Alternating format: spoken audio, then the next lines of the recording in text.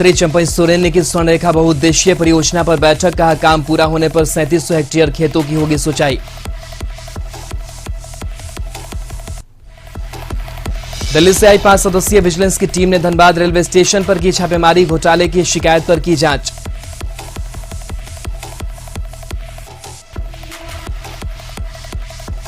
धनबाद के केंदुआ टीम में लापरवाही से फिर फटी धरती, आग में झुलसा शख्स प्राथमिक उपचार के बाद बोकारो रेफर।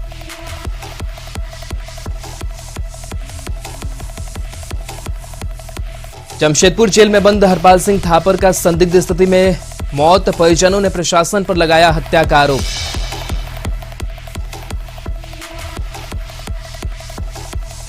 जामताड़ा में विधानसभा अध्यक्ष के क्षेत्र में दूषित पानी पीने को ग्रामीण मजबूर, कई बार शिकायतों के बाद भी चापाकल की नहीं हुई मरम्मती।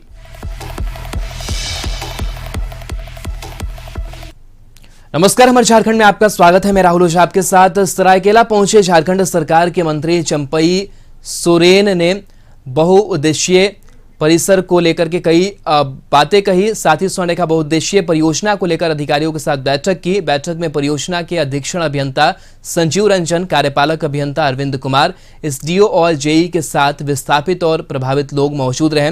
मंत्री ने बताया कि गाजिया बराज से 3700 हेक्टेयर खेतों की सिंचाई होगी।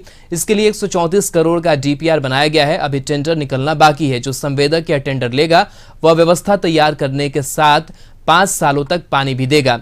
बराज की दाएं और सामरम क्षेत्र में 2500 हेक्टेयर और गाजिया क्षेत्र में 1200 हेक्टेयर भूमि की सिंचाई होगी। इसके अलावा 101 एमएलटी पानी सीतारामपुर डैम को भेजा जाएगा।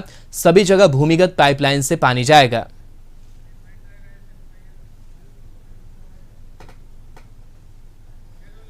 नगर के लिए ग्रामीण क्षेत्र के लिए हम दोनों चीज़ को विचार करते हुए ग्रामीण क्षेत्रों में भी 12 महीना खेती के लिए पानी मिले, जो आज उसका 3300 से 3500 हेक्टेयर जमीन पर 12 महीना खेती पर पानी मिले। वहाँ पे गजिया बराज बनने के कारण आसपास के गांवों को फ़ायदा नहीं मिल पा रहा था।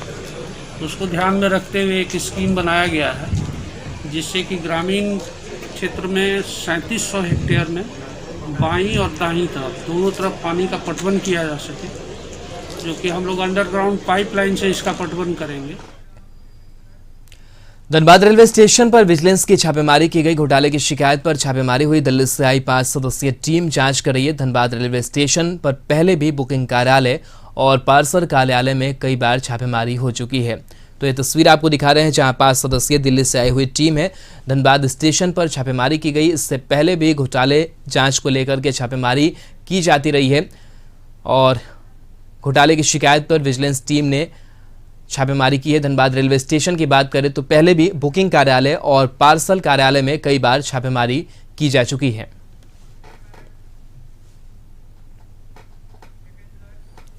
जामताड़ा के 19 आयुष अस्पतालों में से 18 में ताला लटका हुआ है। स्थिति यह है कि अस्पताल का आलीशान भवन खंडहर में तब्दील हो रहा है और अस्पताल परिसर शरारती तत्वों और आवारा जानवरों का अड्डा बनकर रह गया है। कई अस्पतालों में तो किसी के नहीं रहने कारण चोरी तक हो गई, जिससे विभाग को काफी नुकसान पहुंचा है। वहीं लोगों को पर्याप्त सुविधा का लाभ मिल सके, इसके लिए कोशिश की जा रही है। अस्पताल बंद रहना विभागीय लापरवाही को दर्शाता है। वहीं जिला आयुष चिकित्सा पदाधिकारी डॉक्टर पूनम ने कहा है कि 19 में से 18 अस्पताल बंद है। जिला अस्पतालों में भी कर्मियों की कमी है, जिससे कार्य संचालन में परेशानी होती है। उन्होंने कहा कि कई बार राज्य कार्यालय को इसकी सूचना दी जा चुकी है। सरकार को कर्मचारियों के इंतजाम की व्यवस्था करनी चाहिए।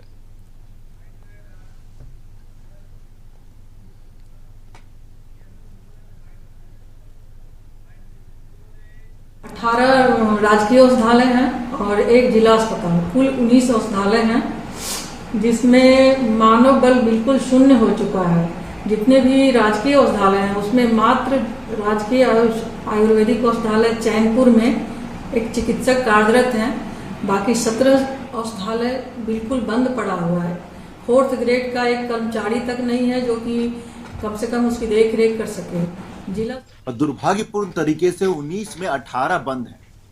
और ये तब है जब जामताड़ा विधानसभा में इरफान अंसारी विधायक हैं जो कहते हैं कि खुद एक डॉक्टर है, और इस कोरोना के काल में जब खुद स्वास्थ्य सेवाएं इतनी लचर हैं, उस समय आयुष अस्पताल जैसे महत्वपूर्ण अस्पताल में जहां पे आयुर्वेद की, जहां पर योग की, जहां यूनानी ऐसी दवाओं को लोगों तक पहुंचाया जाता है जो इम्यूनिटी बूस्ट करने के लिए बहुत महत्वपूर्ण होता है। सिमडेगा में अंतर्राज्यीय चेक पोस्ट पर पुलिस ने कार से 77 किलो गांजा बरामद किया। एसपी डॉक्टर शम्स तब्रेज ने बताया कि अंतर्राज्यीय चेक पोस्ट पर वाहन चेकिंग अभियान चलाया जा रहा था। इसी क्रम में गिरदा पुलिस को सूचना मिली कि एक स्विफ्ट डिजायर कार पर भारी मात्रा में गांजा लाद कर लाया जा रहा है। एसपी ने बताया कि सूचना मिलते ही पुलिस सतर्क हो गई है और ओडिशा सीमा से सटे होरदा बाजार के समीप चेकिंग तेज कर दी गई है। इसी दौरान एक सफेद रंग की स्विफ्ट डिजायर कार जिसमें ओडिशा का नंबर प्लेट लगा था वहां पहुंची।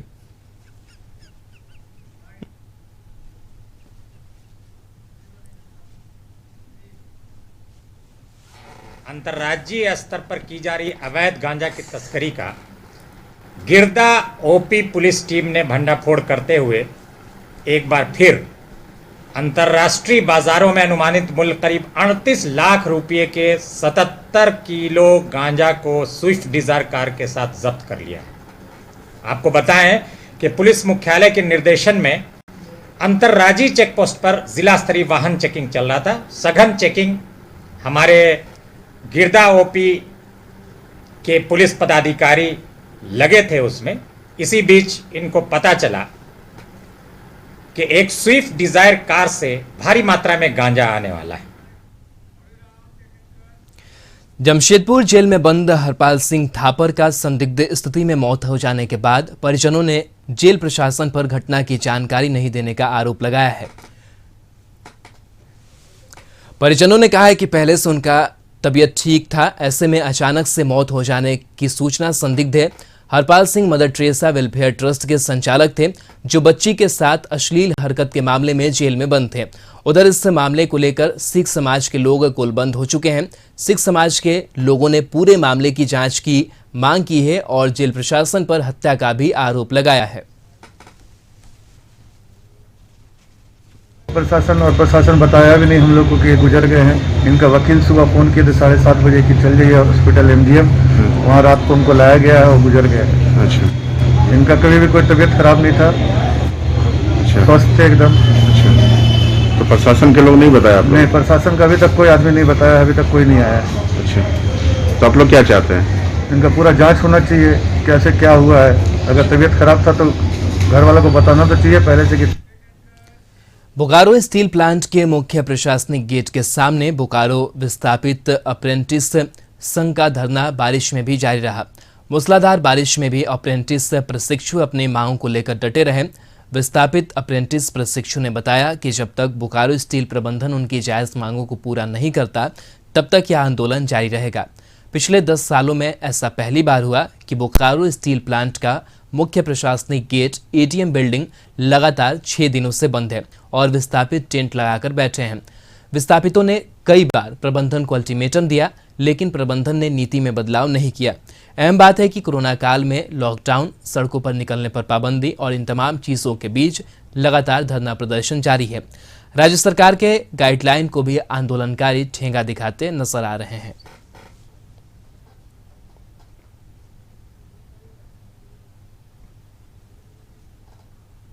कि जब तक SDO साहब के माध्यम से लिखित आश्वासन नहीं मिलेगा वार्ता का, बोकारो विस्थापित अप्रेंटिस संघ का ये धरना आप देख सकते हैं, चाहे आंधी हो, चाहे पानी हो, चाहे तूफान हो, चाहे कड़कती धूप ही क्यों ना हो, ये धरना अब खत्म होने वाला नहीं है।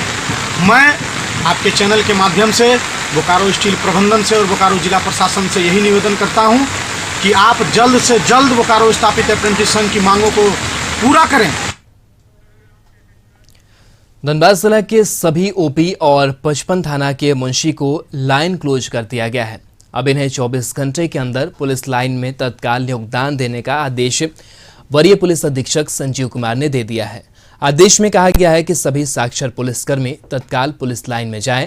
कहा जा रहा है कि सभी थानों में अब SI रैंक के अधिकारी मुंशी की जिम्मेदारी संभालेंगे।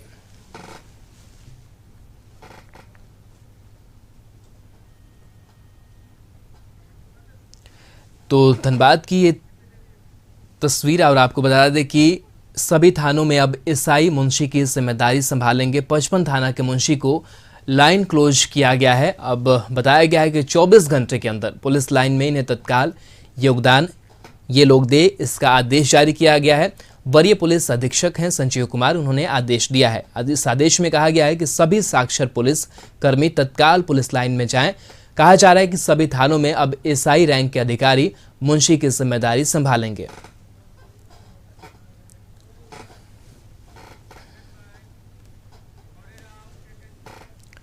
धनबाद में अधिकारियों की लापरवाही से एक बार फिर धरती फटी है। जानकारी के मुताबिक केंदुआडीह थाना क्षेत्र की अगर बात करें तो यहां के गंसाडीह 3 नंबर निवासी उमेश पासवान शौच करने के लिए घर से निकला था। यूसीसी इंफ्रा आउटसोर्सिंग के समीप तेज आवाज के साथ जमीन में गोब बन गया, जिसमें उमेश पासवान नामक व्यक्ति देखते ही देखते समा गया। घटना देख आसपास के लोगों ने उसे निकालने का प्रयास किया। काफी मशक्कत के बाद उसे निकाला जा सका, लेकिन इस घटना में उमेश पासवान बुरी तरह से जल गया, जिसके बाद उसे इलाज के लिए SNMMCH भेजा गया, जहां उमेश की स्थिति गंभीर देखते हुए चिकित्सकों ने बेहतर इलाज के लिए बोकारो रेफर कर दिया। वहीं घटना के बाद मौके पर स्थानीय लोगों की काफ़ी भीड़ जमा हो गई, जिसके बाद पुलिस भी वहां पर पहुंची और पूरे मामले की जानकारी ली।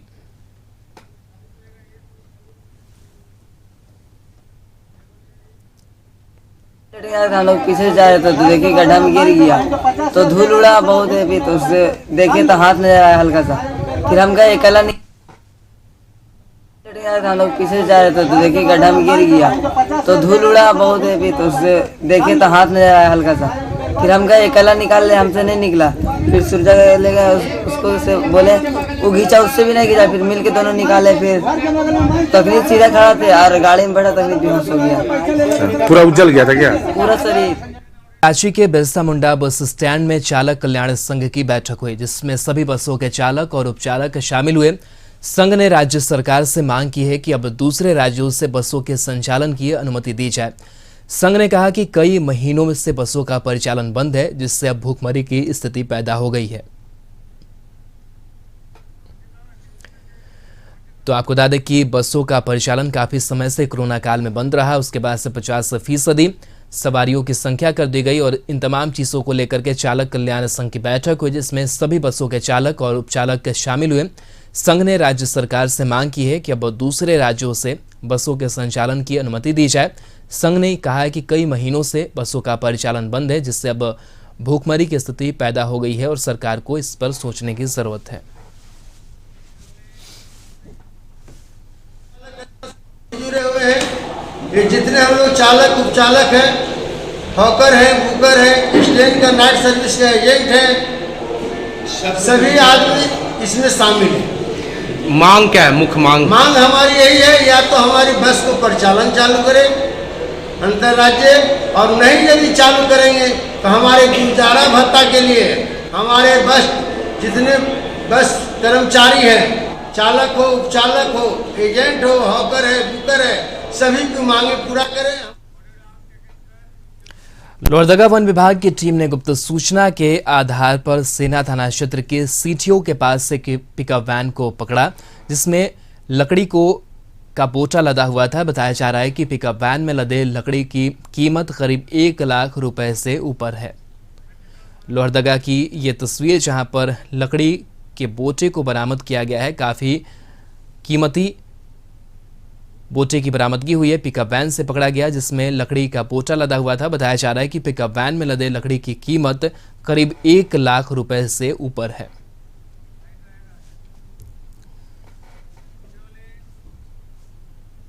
हम लोग को सूचना मिली थी कि भंडरा की तरफ से एक पिकअप वाहन जो है 4-7 वाहन, ये अकेसिया का बोटा लोड करके वहाँ से आ रहा है। तो गुप्त सूचना के आधार पर हम लोगों ने कार्रवाई की, टीम गठित करके हम लोगों ने इस गाड़ी को पकड़ा है। और चूंकि इसमें देखा जा रहा है जैसे कि ढका हुआ था, पूरा बोटा नज़र नहीं आ रहा था, तो जब इसका गाड़ी को रुकवा के चेक किया गया, छानबीन किया गया, तो ड्राइवर देकर फरार हो गया। और गाड़ी को जब हम लोग जांच किए, छानबीन किया, देख रहे हैं तो बोटा लोड था। बिहार के औरंगाबाद अगवा व्यवसायी शैलेंद्र कुमार को पलामू में छतरपुर थाना क्षेत्र के देवगंज से मुक्त कराया गया। पलामू पुलिस और ग्रामीणों की सक्रियता से व्यवसायी को मुक्त कराया गया, जबकि 7 आरोपियों को गिरफ्तार भी किया गया है। गिरफ्तार आरोपी बिहार और पलामू के पिपरा इलाके के रहने वाले हैं। पुलिस सभी से पूछताछ कर रही है। तो ये तस्वीर आपको दिखा रहे हैं जहां पर इनकी गिरफ्तारी हुई है। बिहार के औरंगाबाद के रहने वाले व्यवसायी शैलेंद्र कुमार, जिनको अगवा कर लिया गया था, सकुशल बरामदगी हुई है। पलामू के छतरपुर थाना क्षेत्र के देवगंज से पलामू पुलिस और ग्रामीणों की सक्रियता से व्यवसायी को मुक्त कराया गया है। 7 आरोपियों की गिरफ्तारी इस मामले में हुई है। गिरफ्तार आरोपी बिहार और पलामू के पिपरा इलाके के रहने वाले हैं। पुलिस सभी से पूछताछ कर जानकारी ले रही है।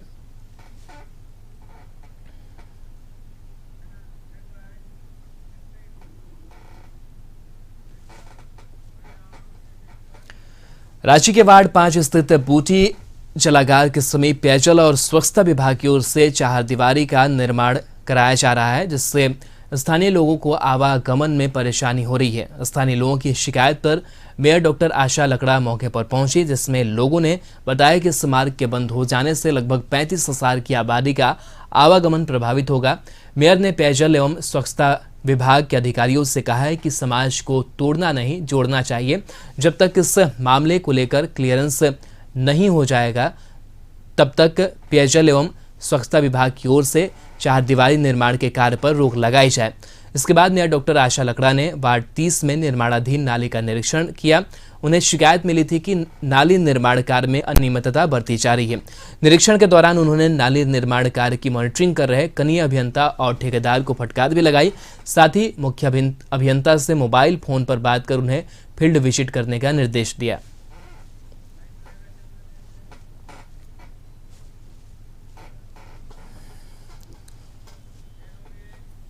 वार्ड नंबर 5 में पीएचडी का संप है और वहाँ पर हम आए हुए हैं पीएचडी सब स्टेशन पर। पीएचडी के अधिकारी भी है और पूरा नागेश्वर नगर के तमाम लोग आए हैं।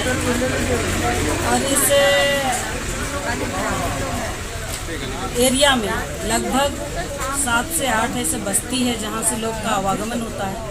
और यहाँ पर ही लगातार इस बस्ती के लोगों का डिमांड था कि हमारा जो रास्ता है उस रास्ता को पीएचडी छोड़ दे और आगे संप का निर्माण करेंगे, तो संभवतः यहाँ के लोगों को आने।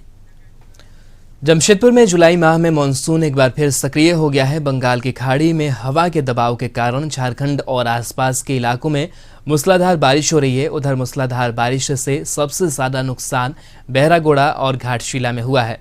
वैसे बारिश के साथ तेज हवा ने कई पेड़ को जमींदोज कर दिया है। वहीं ग्रामीण क्षेत्रों के कई घरों के छत हवा में उड़ गए हैं। मौसम विभाग ने संकेत दिया है कि अगले 24 घंटे तक शहर और आसपास के इलाकों में गरज के साथ मूसलाधार बारिश होगी और कई स्थानों पर ओलावृष्टि भी हो सकती है। फिलहाल लगातार बारिश से जनजीवन अस्त व्यस्त हो गया है।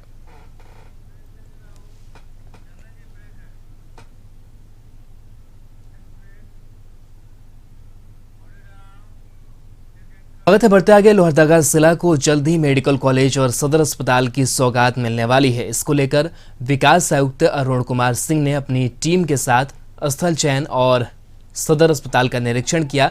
अधिकारी ने कहा कि सदर प्रखंड के हरमू और तिगरा में बनना मेडिकल कॉलेज और सदर अस्पताल बनना है। मीडिया से बात करते हुए उन्होंने बताया कि झारखंड सरकार स्वास्थ्य व्यवस्था को लेकर प्रतिबद्ध है। उसी के क्रम में अपनी टीम के साथ लोहरदगा में बनने वाले मेडिकल कॉलेज और सदर अस्पताल स्थल का चयन का निरीक्षण किया। झारखंड में चिकित्सकों की कमी पर सचिव ने कहा कि नीति में बदलाव कर रहे हैं, चिकित्सकों को आकर्षित करने का नीति बना रहे हैं, जल्दी इसका निवारण होगा।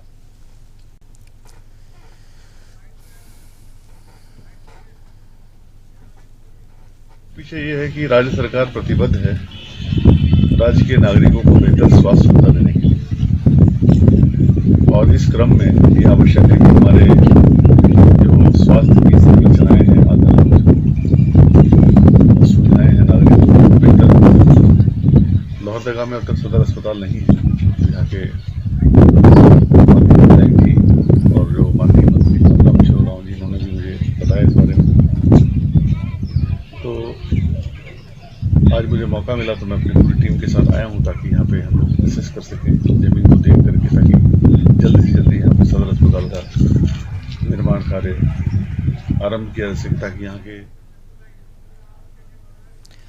कोरोना ने पूरे विश्व को अपने आगोश में ले लिया है और लोग त्राही त्राही कर रहे हैं। ऐसे में कोरोना से मुक्ति पाने के लिए जमशेदपुर में महायज्ञ का आयोजन किया गया, जिसका समापन हुआ। यज्ञ के दौरान पारदर्शी शिवलिंग की स्थापना की गई, जो झारखंड का पहला पारदर्शी शिवलिंग है। पारदर्शी शिवलिंग की खासियत यह है कि पूजा करते ही भगवान शिवलिंग में ही कभी त्रिशूल तो कभी भगवान शिव माता पार्वती के साथ दर्शन देंगे। शिवलिंग की स्थापना भुयाटीक वाला बस्ती नगर के शिव मंदिर प्रांगण में की गई है। तो ये तस्वीर आपको दिखा रहे हैं अनोखा शिवलिंग, ये पारदर्शी शिवलिंग, जहां कई तरीके का दृश्य इस शिवलिंग में देखने को मिलेगा।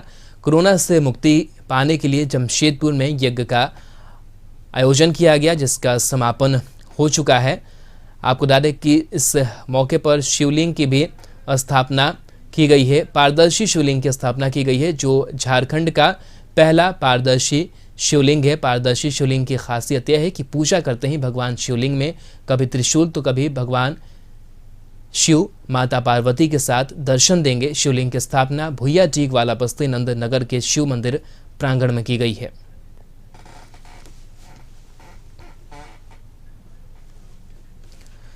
झारखंड सरकार के स्वास्थ्य अपर मुख्य सचिव अरुण कुमार सिंह ने सिविल सर्जन की जमकर क्लास लगाई। सदर अस्पताल में निरीक्षण के दौरान उन्होंने सुविधाओं में कुव्यवस्थाओं को देख करके भड़क गए। तो ये तस्वीर आपको दिखा रहे हैं, जहां सिविल सर्जन को सचिव ने जमकर फटकार लगाई है। कई कुव्यवस्थाएं देखी गई और इन कुव्यवस्थाओं को लेकर के अपनी नाराजगी जाहिर की, गुस्से में आ गए और उन्होंने जमकर सिविल सर्जन को फटकार लगाई कि आखिर इस अस्पताल में सुविधाएं मैसर क्यों नहीं है। कई खामियों को उन्होंने देखा, जिसके बाद से उन्होंने कई दिशा निर्देश भी दिए।